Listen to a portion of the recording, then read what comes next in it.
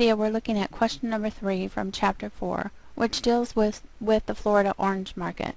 So we're given a supply and demand curve which represents this market, and the first question we're asked is what is the equilibrium price per box, and what is the equilibrium quantity of oranges in this market. The way we're going to determine that is we're going to take this green bar, and you can move it anywhere that you please on the graph, and then we're going to put it at the point of equilibrium, which is where the supply and demand curve intersect. And when we do that, we can cross over and see that our equilibrium price is going to be $12 per box. We can also drop down from this equilibrium point and see that our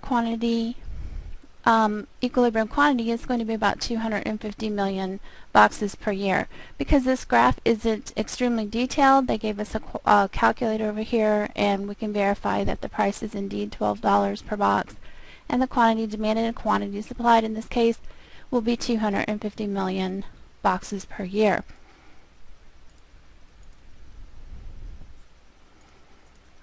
Continuing on with the question, they put forth the idea that a price ceiling of $15 per box is going to be put into effect. And we're asked what is going to happen to the quantity of oranges demanded and the quantity of oranges supplied with this $15 price ceiling in effect. So to answer that question, we have to go back to our graph. We're going to take our green bar and we're going to move it to that price ceiling of $15 per box. And we can see from our calculator that now we have a quantity demanded of 125 million boxes per year, and we have a quantity supplied of 275 million boxes per year.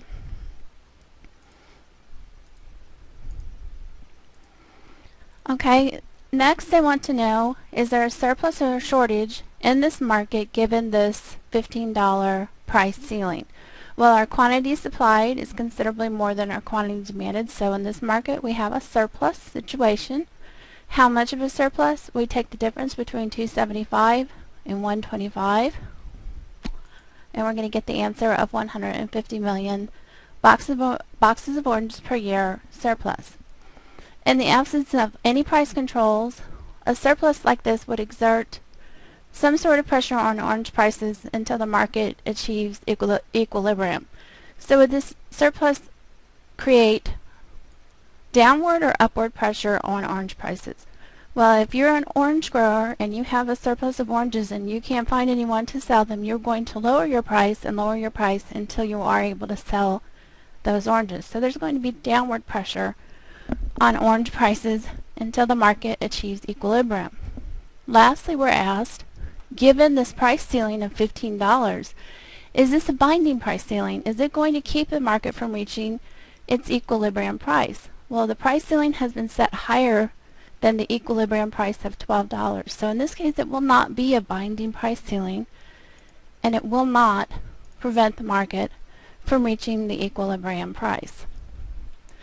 Lastly, we are looking at the long run situation, and the question is, would you expect the long run effect of a binding price ceiling to be larger or smaller than the short run effect?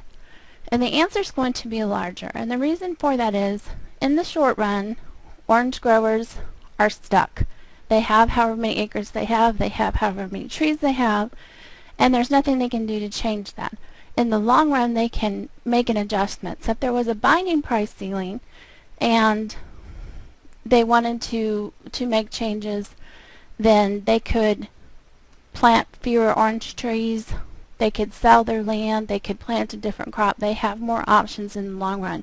Therefore, we would expect the binding price ceiling to have a larger effect in the long run than it does in the short run.